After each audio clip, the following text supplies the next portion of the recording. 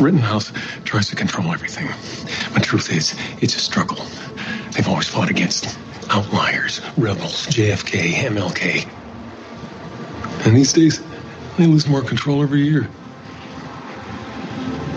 What if they could change it? Change what? Change history? Go back. In the mothership.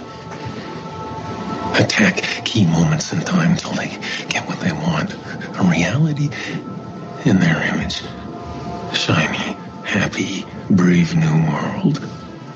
Sterile, clean, and totally under their thumb. Are you telling me that Rittenhouse wants to take the mothership back so they can nuke history even more than Flynn? Sister, you ain't seen nothing yet. All right, I'm Steve Crawford. Welcome back to the Red Pill Roundtable. It's July 29th, 1:02 p.m., and we are here with Niara Isley. And that clip pretty much speaks for itself. That's from a show called Timeless. I believe it was an NBC show.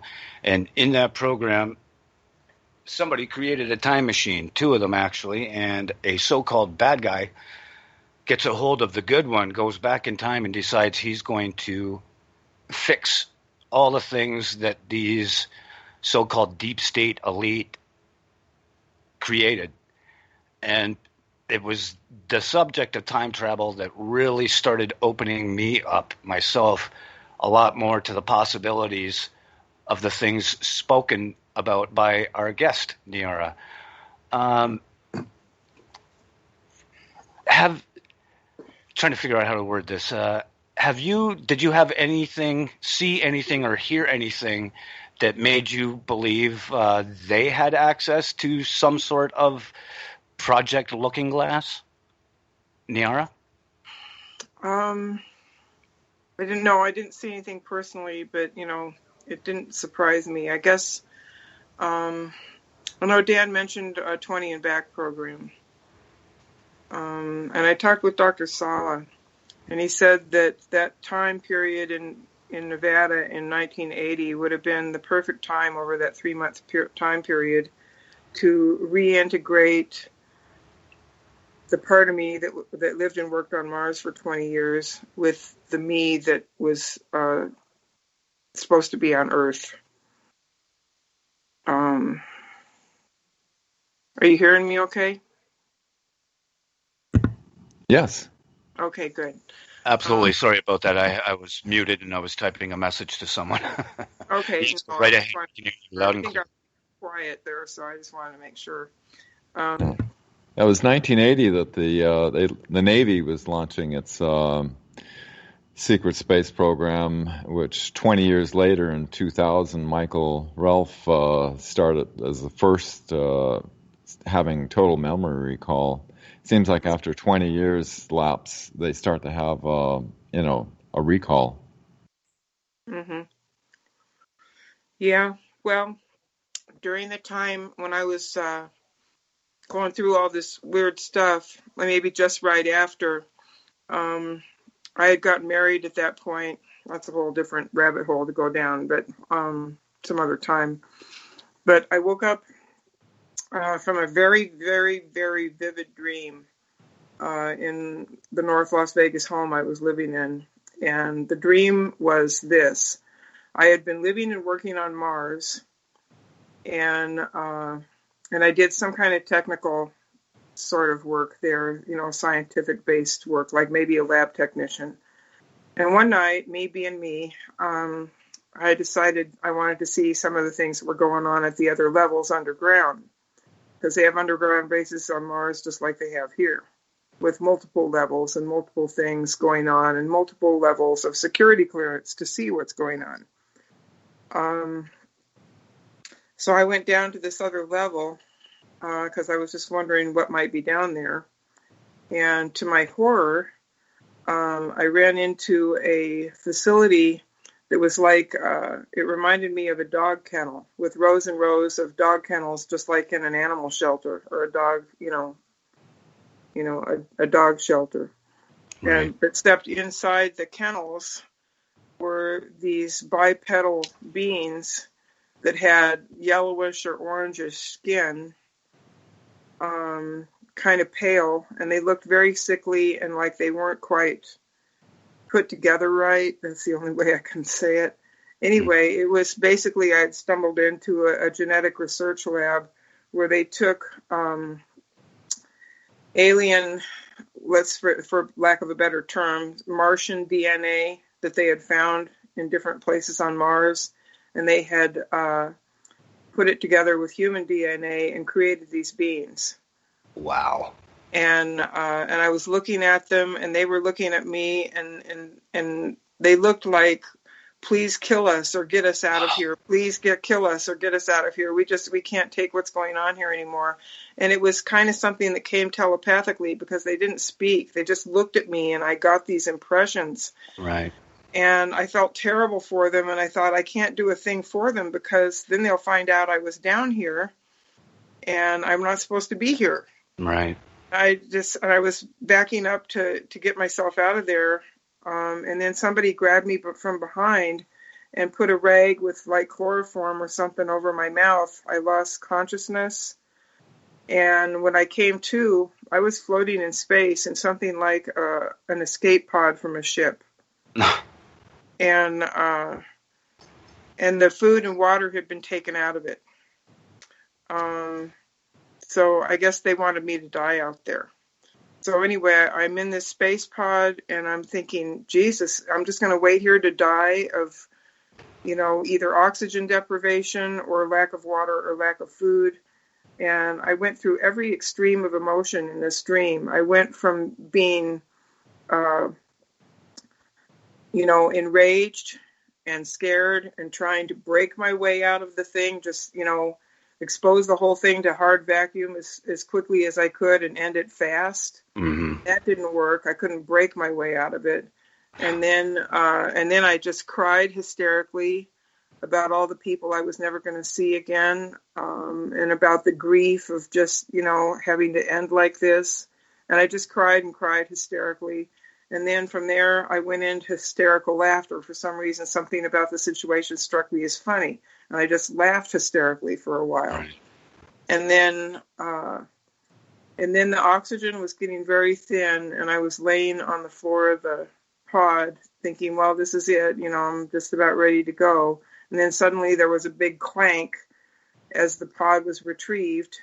And then they opened the door, and the oxygen came in. And I knew I was going to be okay. And at that moment, I woke up from the dream. But that's a pretty vivid dream to have. Now that's pretty intense, yeah. I had a dream in 1980, and now here it is, 2020, and I'm still remembering it with all this detail. It's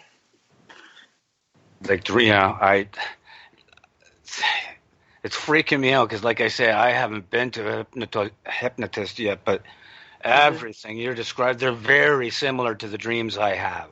It's just freaking me out. So that's why I think there was a 20 and back, and it's been confirmed by intuitive people, 2 different unrelated intuitives. I have not explored it because basically I have enough to deal with the memories that I do have. And there's been more memories that have come back over the last 4 years, and those memories have been some of the roughest ever. Those memories were of that blonde security guard I mentioned. Right.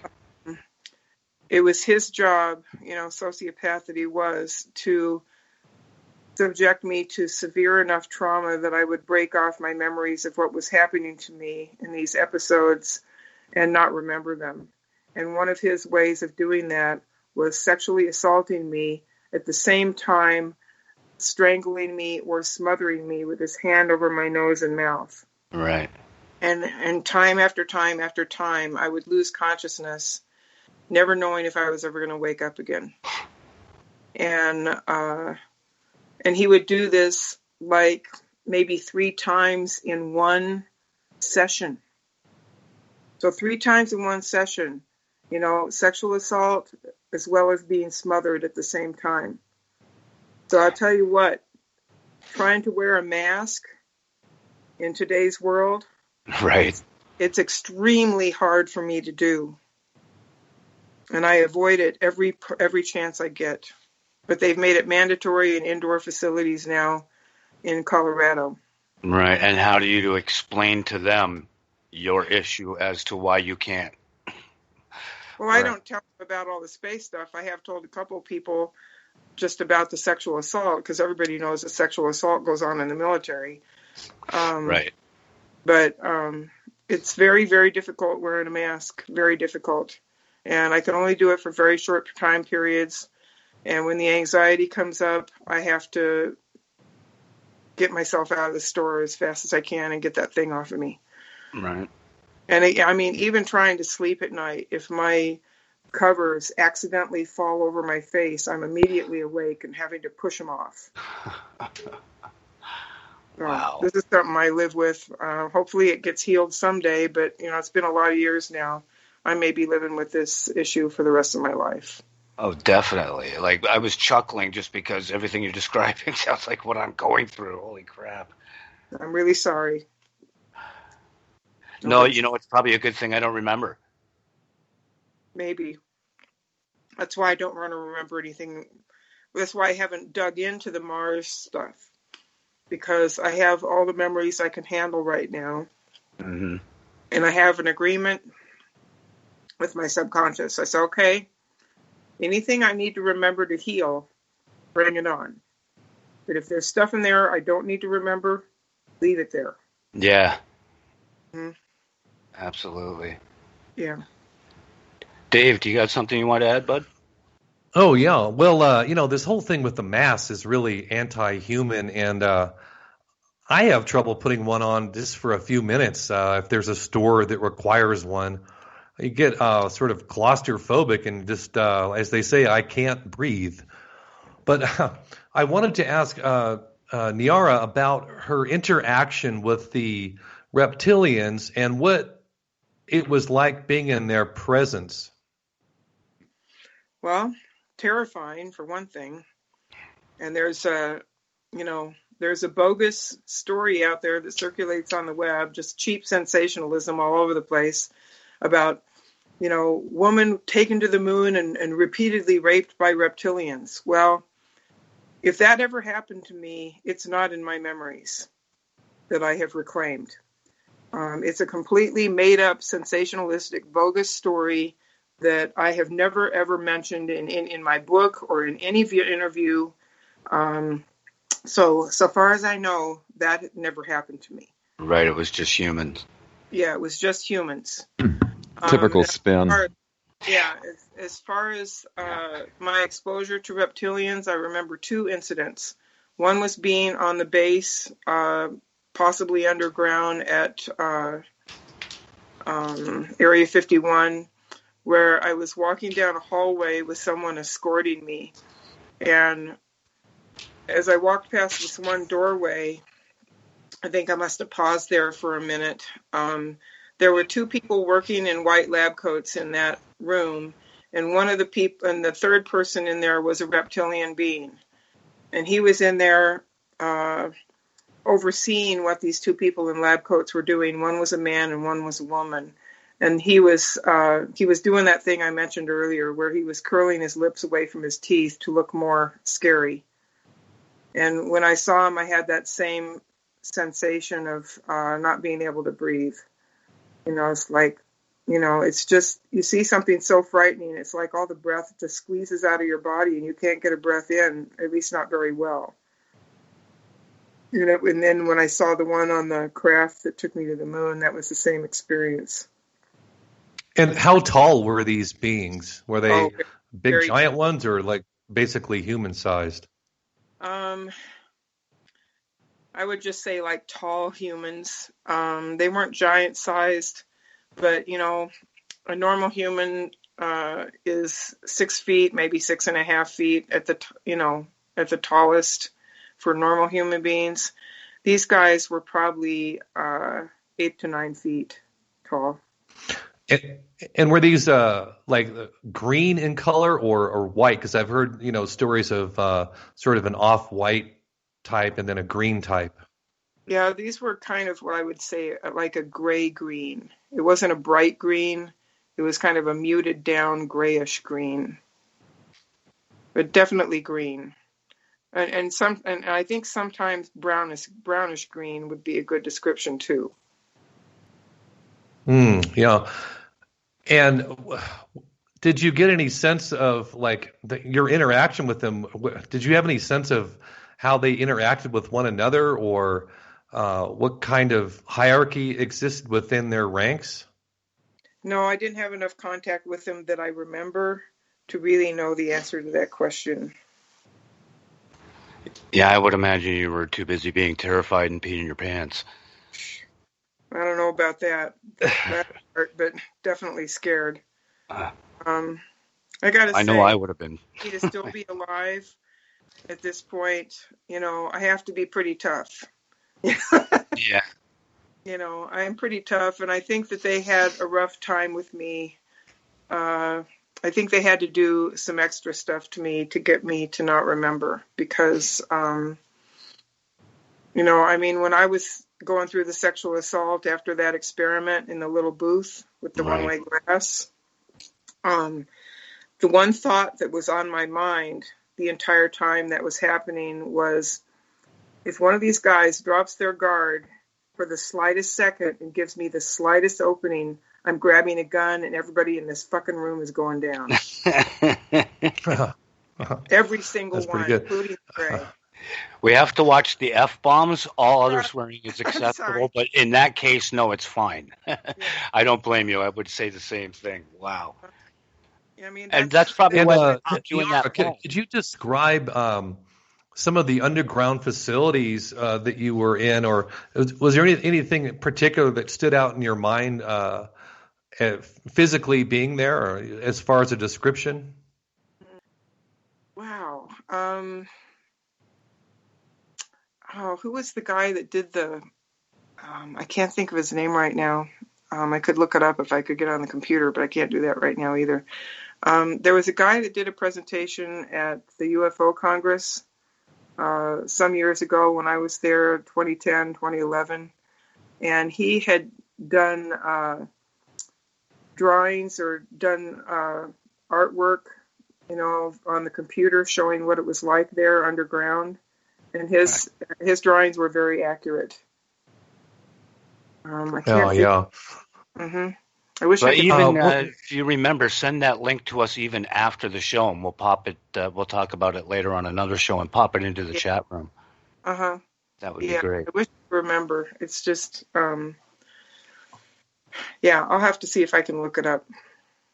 But he was somebody that had talked with Dan Burish. Okay.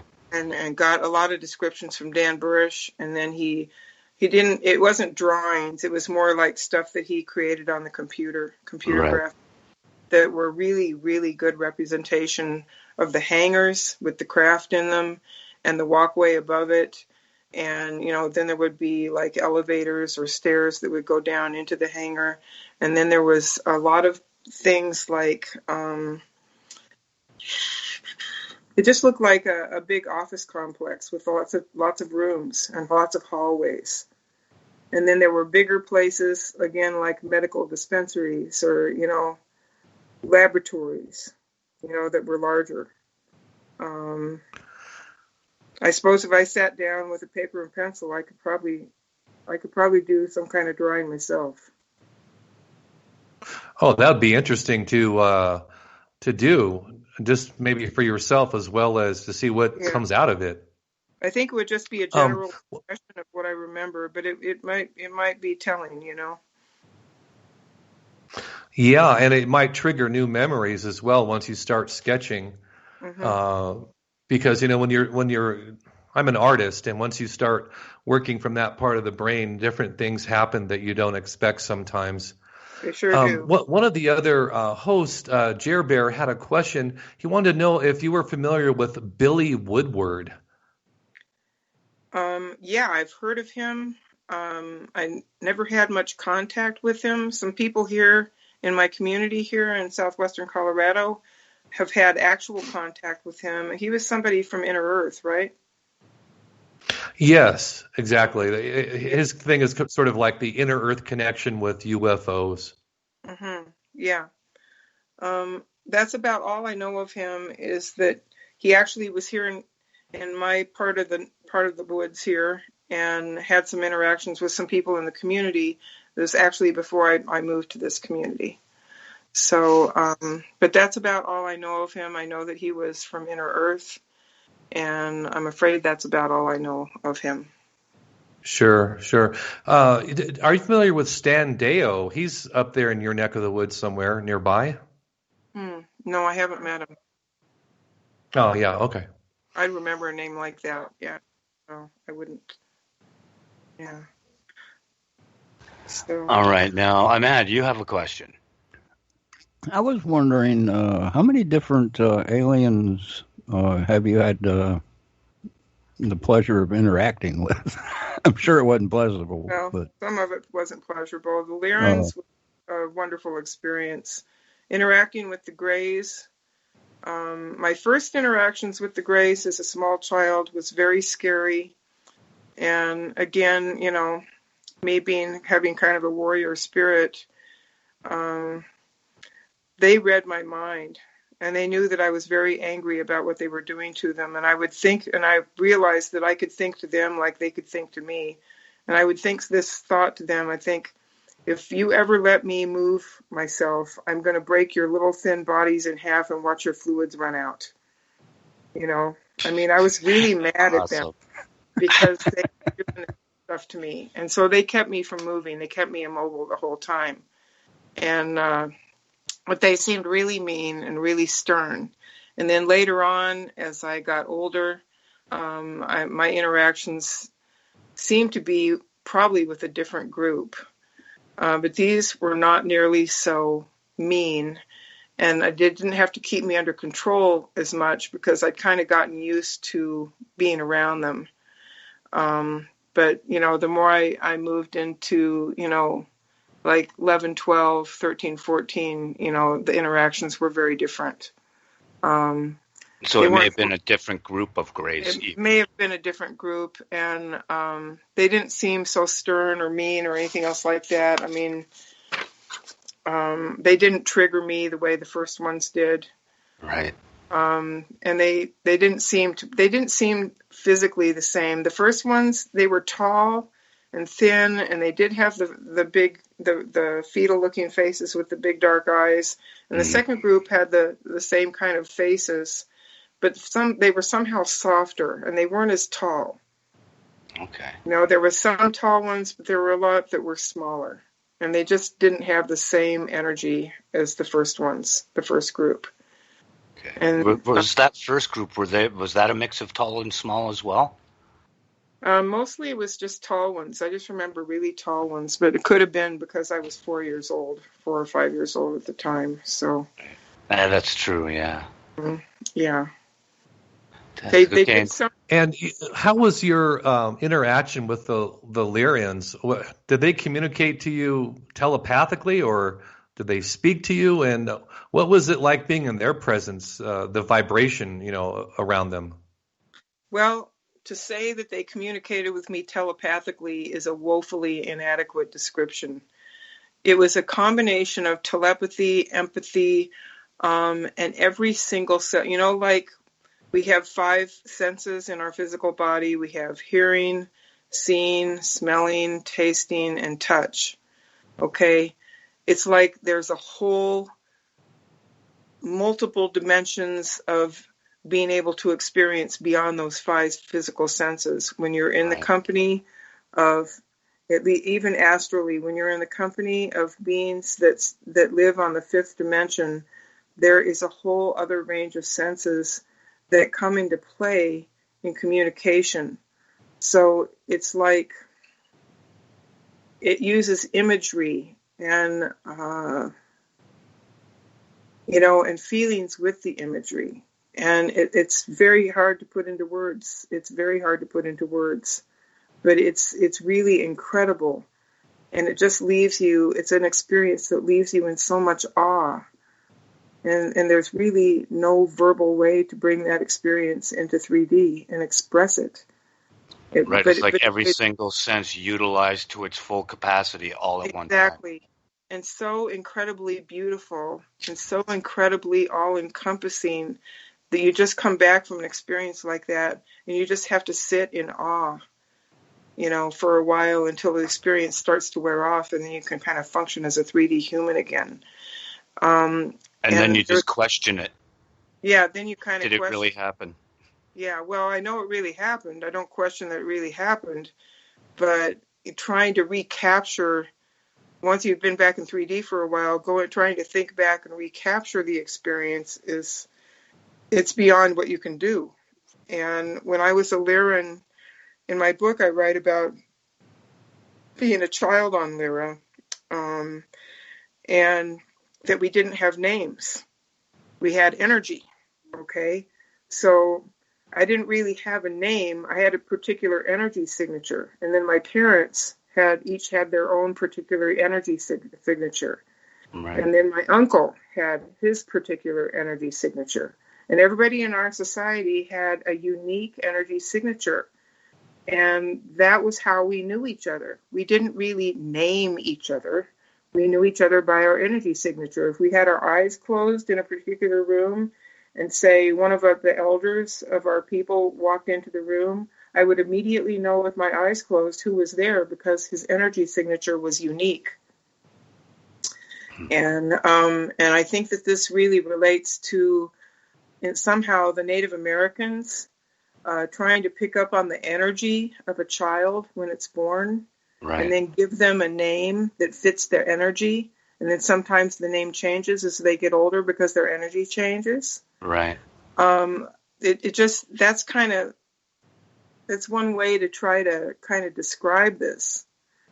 But it was an amazing place. I mean, as a very small child, I would say as a toddler, I was given my own craft. It was tuned to me. And I could go anywhere around the Lyran planet I wanted to go, just because there was a neural link between me and my craft.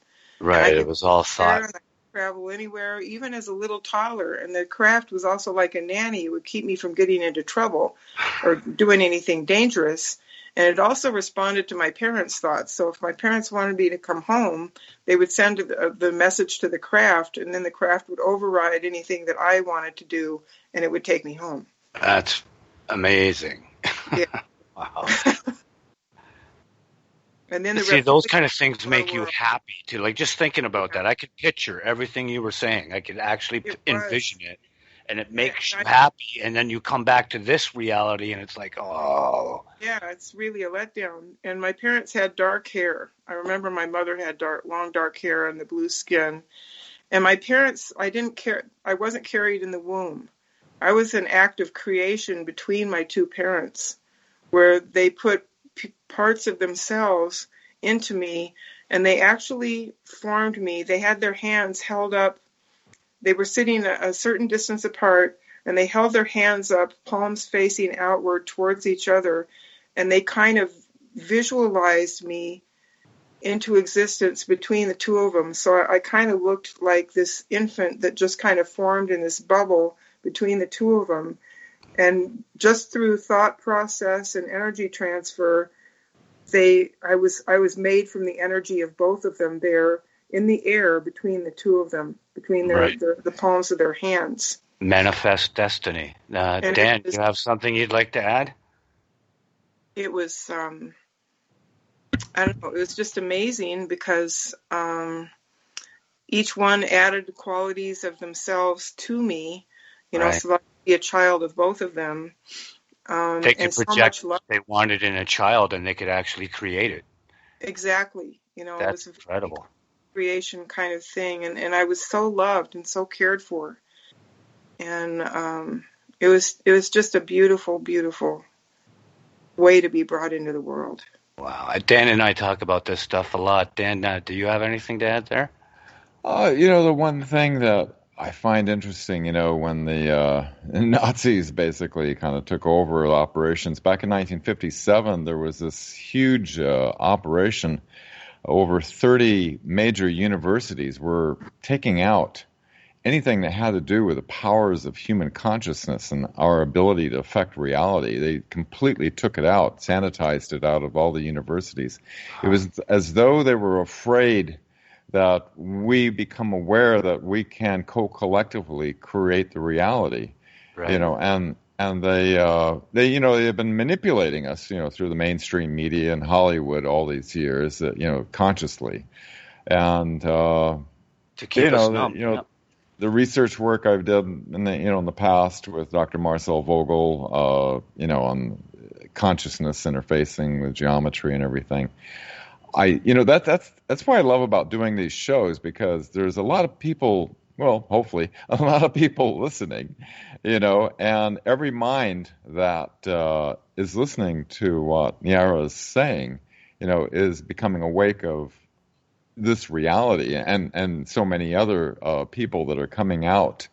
And, you know, so long as these operations remain on the other side of the curtain or the other side of the fence, that are completely hidden from the reality where our planet has been technologically hijacked, where we could get rid of the pharmaceutical industries, the nuclear oil coal industries, all these dangerous, obsolete technologies that they've held our planet hostage with, you know, while they have this super advanced technologies going on.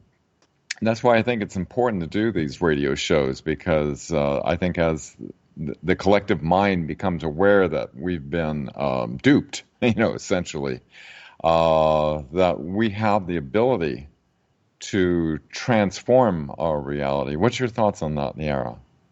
Well, for one thing, I'll just say, for you and others that are reading my book or going to read my book, you are going to love part 3. You're going to absolutely love part 3. Nice. I totally believe this, that consciousness is really key. Our emotions are key. What is it? Corey Good, Alex Collier, Barbara Marciniak, they've all said that we have the extraterrestrial genetics within us of 22 different ET species. And in my presentation in Eclipse of Disclosure, I showed, or one of the things I talked about was physical indoctrination. And one of the physical indoctrinations that happened to human beings way back at our inception as human beings, Homo sapiens sapiens, our genetics were manipulated, and huge parts of our genetics were shut down. And in those parts of our genetics that were shut down are skills like telepathy or telempathy. Right. Is a better term, telepathy. You know, being able to be clairvoyant, clairaudient, you know, all those things, those extrasensory perceptions, they were meant to be part of our makeup, but they were taken out of us. They were de-wired, so to speak, in our DNA, because they wanted to make us energetically blind, deaf, and dumb, so we would never realize our consciousness potential, and we would never realize that our consciousness was being used against us to create this matrix reality that we're all in right now. But the thing is we, the human beings, we, the collective consciousness of human beings, unified and conscious, we can take control of the whole experiment. It doesn't matter who's president. It doesn't matter who thinks they're in charge. If we ever realized our power as a unified humanity, we would be able to change the face of this planet. I absolutely believe that, and that's why I think it's essential that all of these child trafficking and all this Luciferian Hollywood crap gets brought to the surface, and we find out exactly who is in on it, because a lot of people these days are getting their news from the mainstream and from all of these other brainwashed Luciferians. So as soon as we can get them out of the way, then we can really, truly wake up the numbers we need to manifest a whole new destiny for ourselves. And they start it at birth with those vaccinations that are unneeded, that basically burn out our veins and our brains as children. Yeah, but it can always be rebuilt. Greg Braden did an experiment. I think it's still out there on YouTube. Hopefully it is, where he showed how the wavelength of different emotions moving through our DNA would either shut down certain codons or wake up codons. So Right. all the codons in our DNA, they're still there.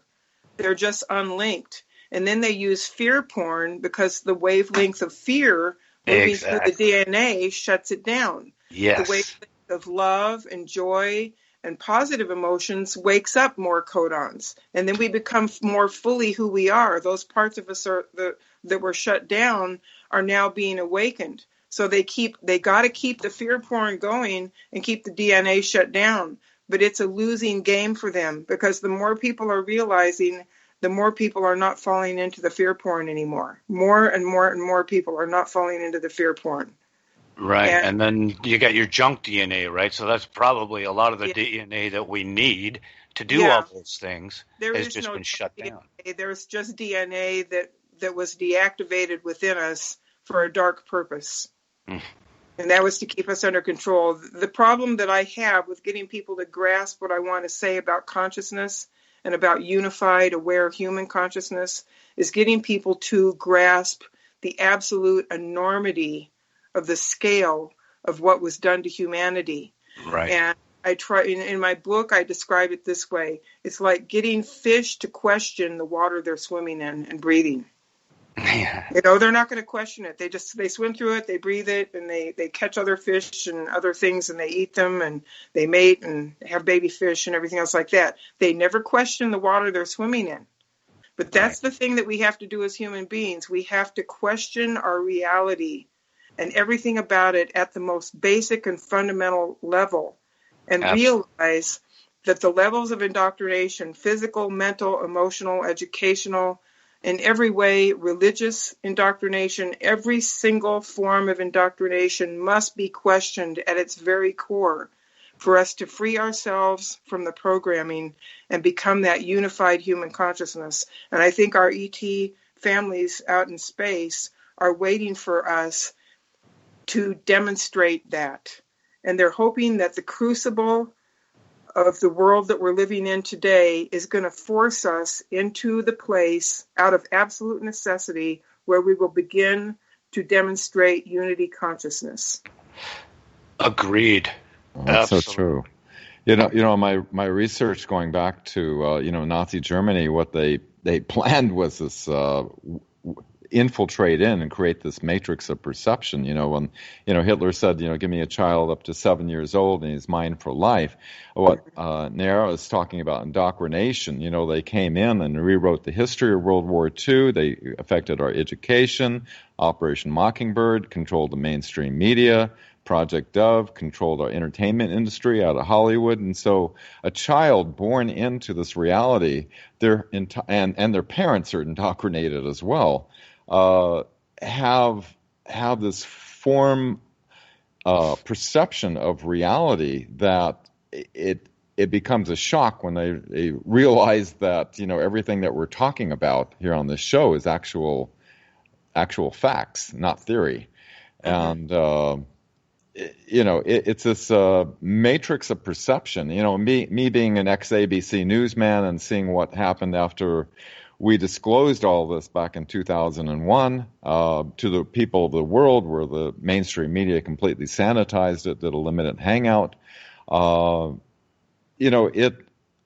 was dumbfounded. I couldn't believe it. I thought we were going to be part of a world-changing event. All of the, talking about the bases on the other side of the moon, 57 different species, all this being disclosed to 22 cameras in the mainstream media.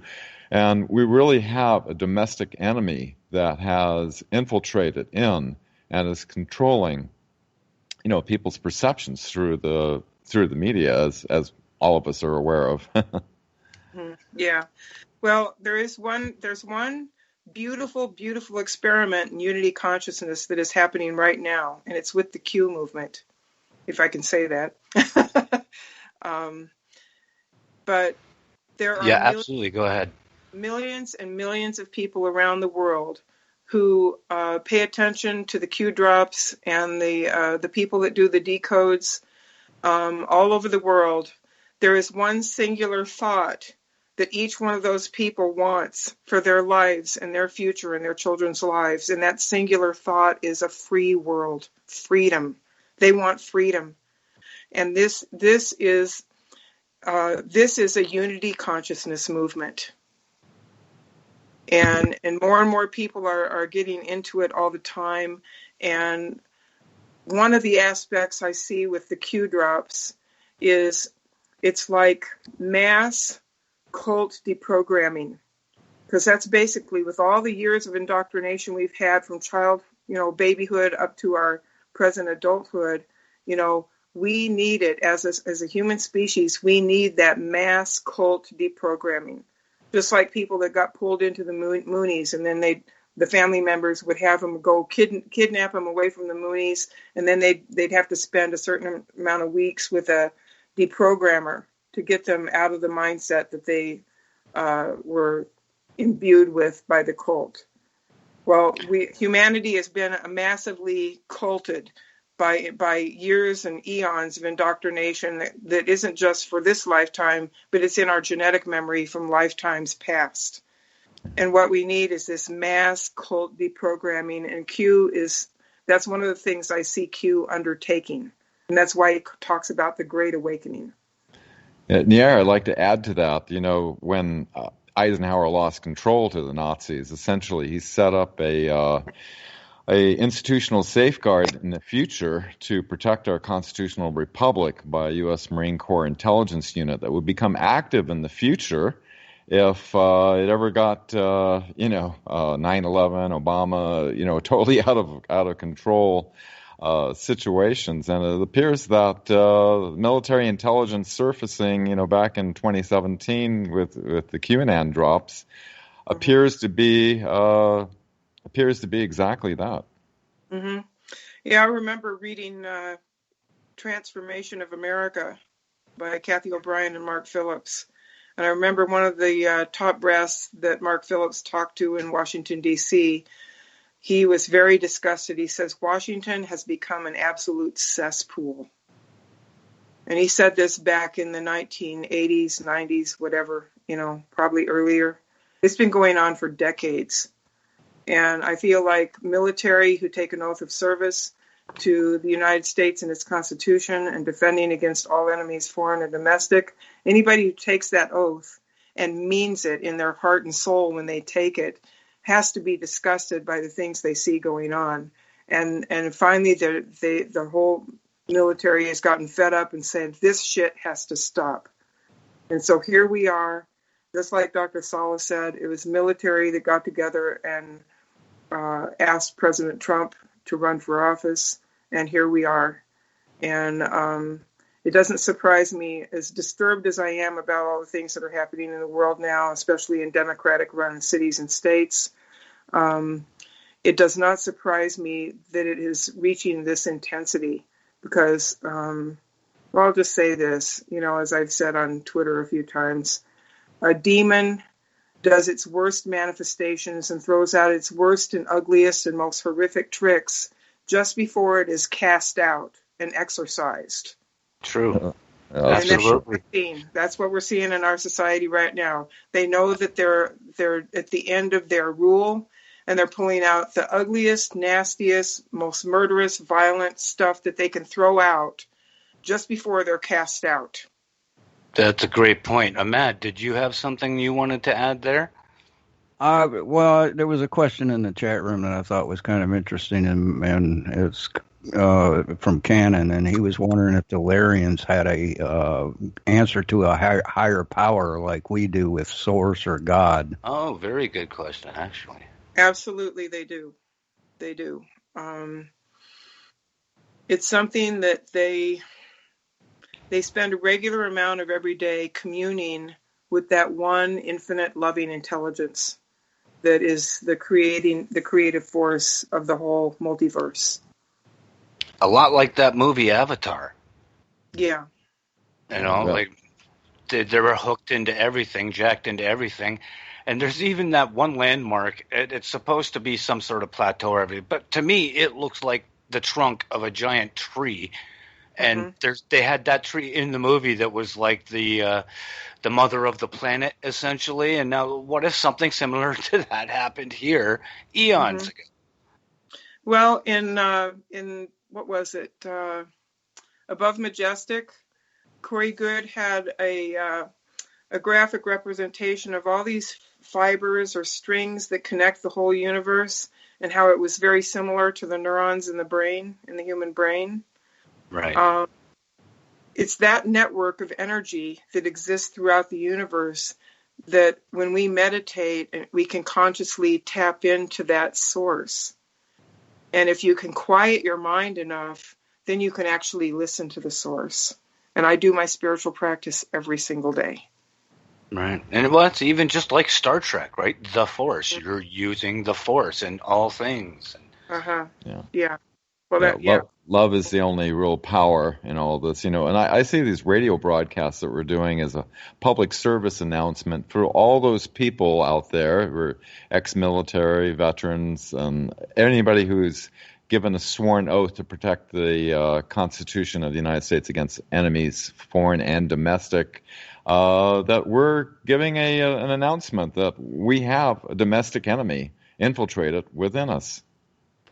Absolutely. In every way, not just the way they think, not just the economy, not just with this virus, but in our DNA itself messing with us. Yep.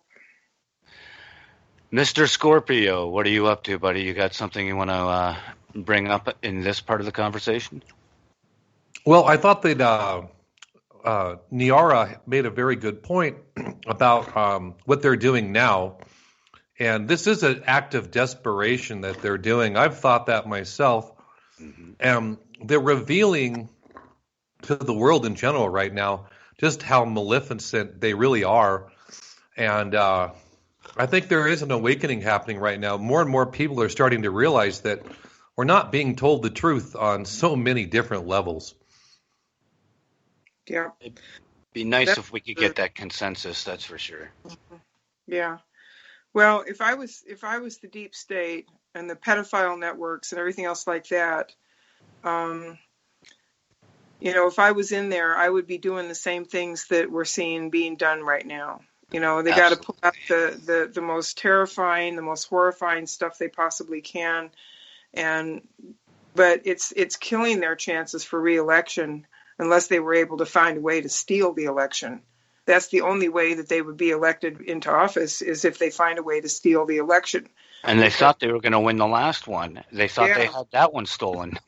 Yeah. That's why they're pushing the fear. Yeah. So that's really,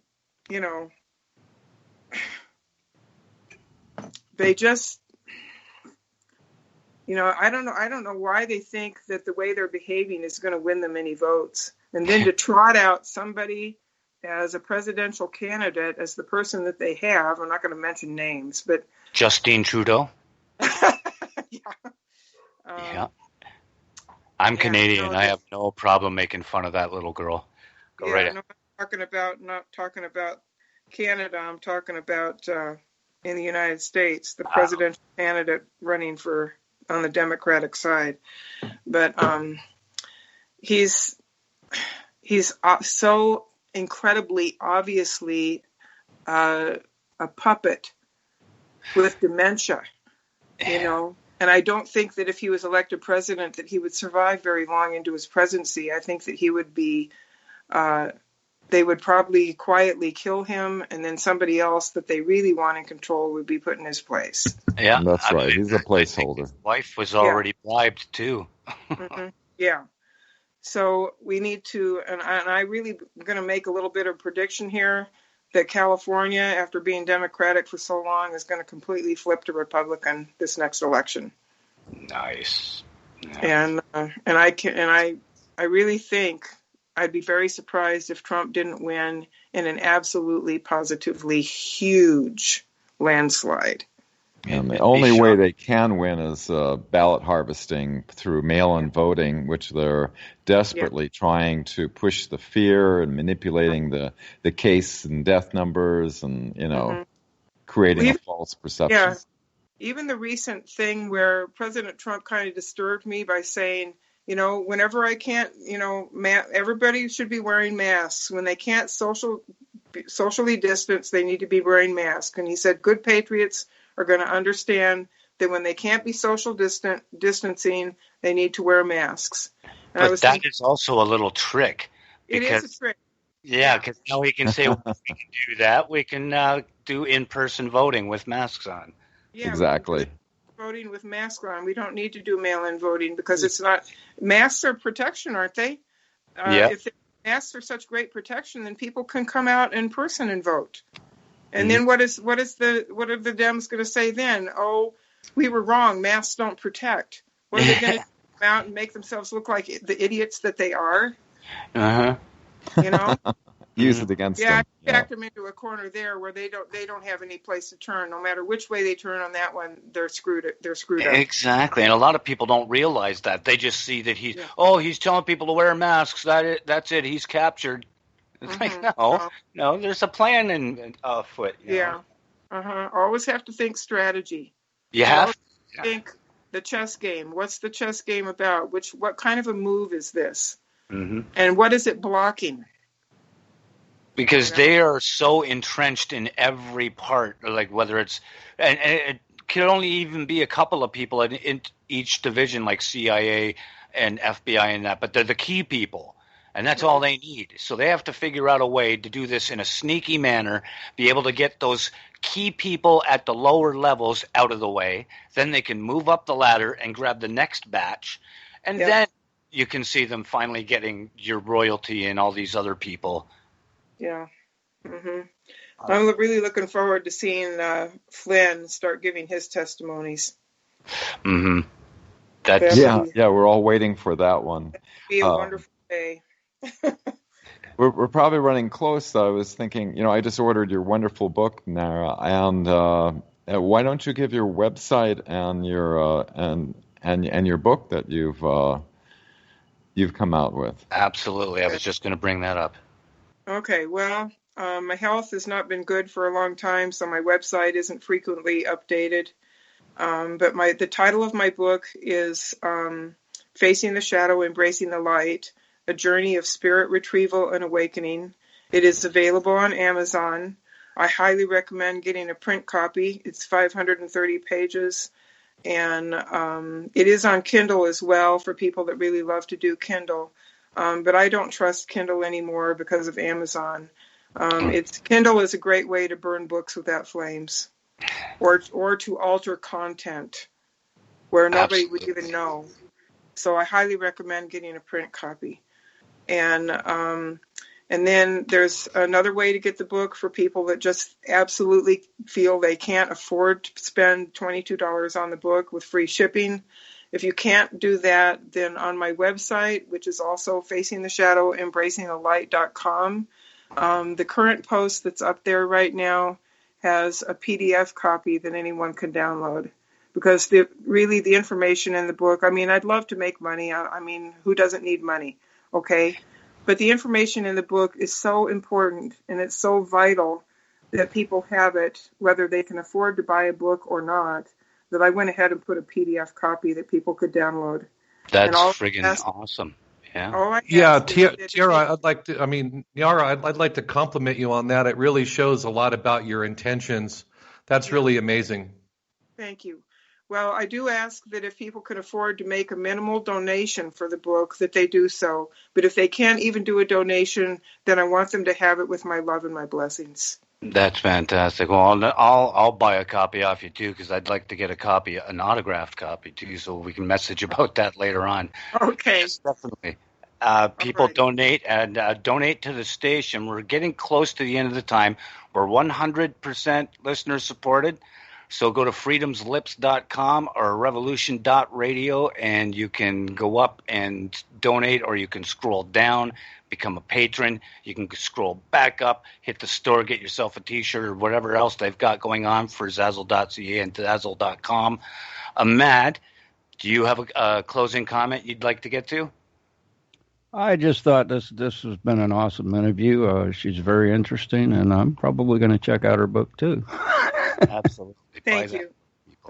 And David, how about you, sir? Oh yeah, I'll be checking out the book and going to buy a copy of it. Thank you very much for coming on the show. It's been a great interview. Thank you. Okay, really thank you for having me. And if you ever want me to come back, I'm sure we could have another great discussion. Absolutely. I was going to mention that when I talked to you about getting a signed book. Dan, do you have any final thoughts? We've got 1 minute left. I just want to thank Niara for coming on, and I'm a big fan, and we need to disclose this truth, and move toward transformation of this planet.